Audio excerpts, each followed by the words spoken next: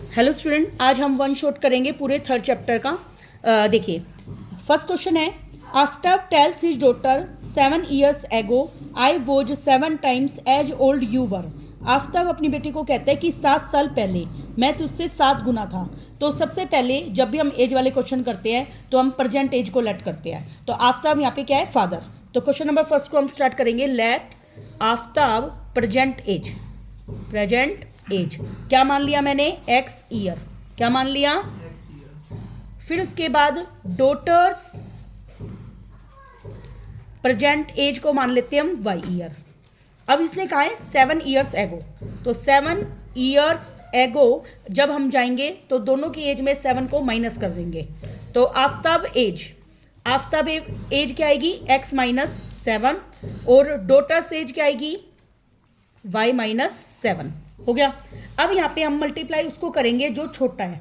अब यहाँ पे फादर छोटा है या डॉटर छोटी है, तो हम 7 से मल्टीप्लाई करेंगे डॉटर की एज को। तो according to question x - 7 father age it is, 7 से मल्टीप्लाई होएगा डॉटर की एज। डॉटर है हमारे पास y - 7, x - 7 इक्वल टू 7 को y से मल्टीप्लाई किया 7y, 7 7 जा होंगे 49। तो ये हमारा जाएगा x प्लस का 7y इधर आके माइनस का 7y, माइनस का 49, माइनस का 7 इधर आके प्लस का 7, तो ये आ गया -42। x - 7y equal to -42। This is equation number first. Next है, आगे कह रहा है आफ्टर 3 years फ्रॉम नाउ, अब से 3 साल बाद मैं तुमसे कितना गुना हो जाऊंगा, 3 गुना। कितना गुना हो जाऊंगा, 3 गुना। तो अब हम क्या करेंगे, प्रेजेंट एज से 3 साल बाद कह रहा है, तो मैं यहाँ पे लाइन लिखूंगी after 3 years। After 3 years Aftab age, pen, after 3 years Aftab as.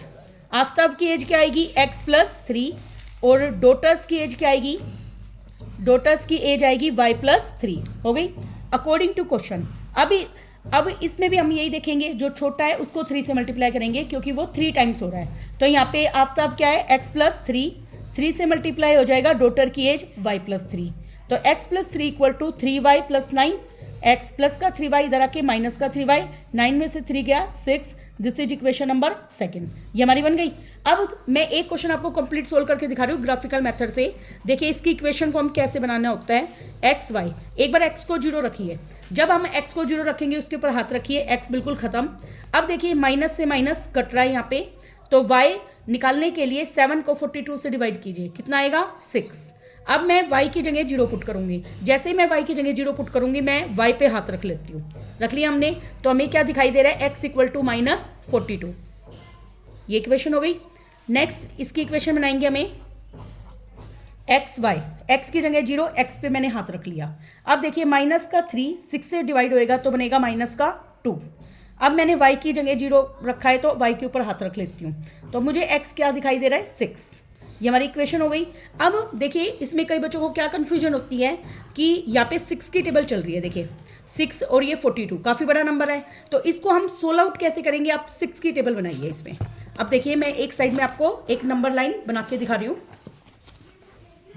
ये देखिए +x -x +y -y, ये हो गया।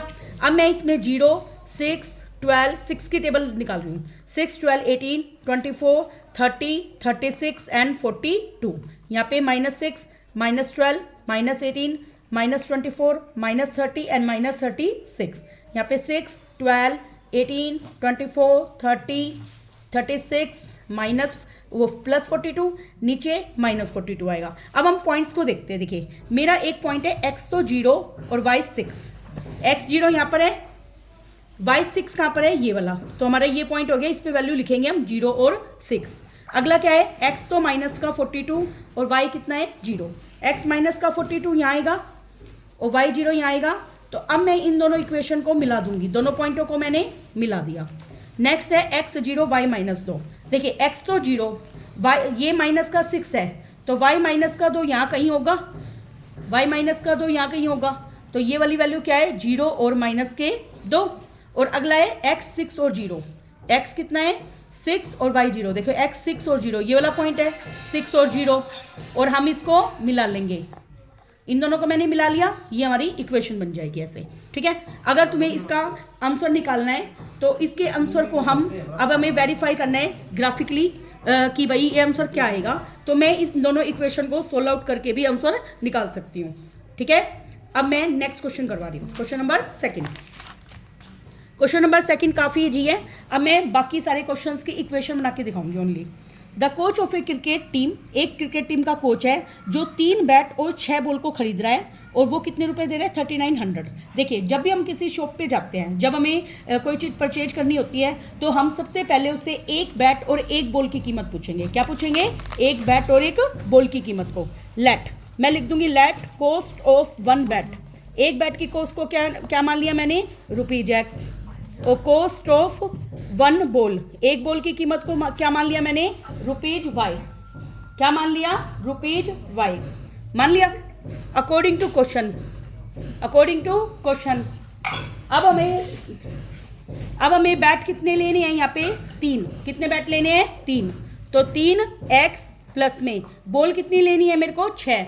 एक बॉल अगर y की है तो 6 बॉल कितने की बनेगी? 6y। कितने रुपए लग गए मेरे? 3900। इक्वेशन फर्स्ट हो गई। अगला मुझे क्या लेना है? Another bat. अनदर बैट का मतलब है यहाँ पे एक ही बैट लेना है मुझे। कितना बैट लेना है? ओनली 1। तो x। अब यहाँ पे बॉल कितनी है? 3। कितनी है बॉल? 3। तो कितना बनेगा? 3y equal to 1300। This is equation number second. अभी मैंने जो मेथड बताया था उससे भी सोल्व कर सकते हैं, इनको आप सोल्व आउट करना। Question number third.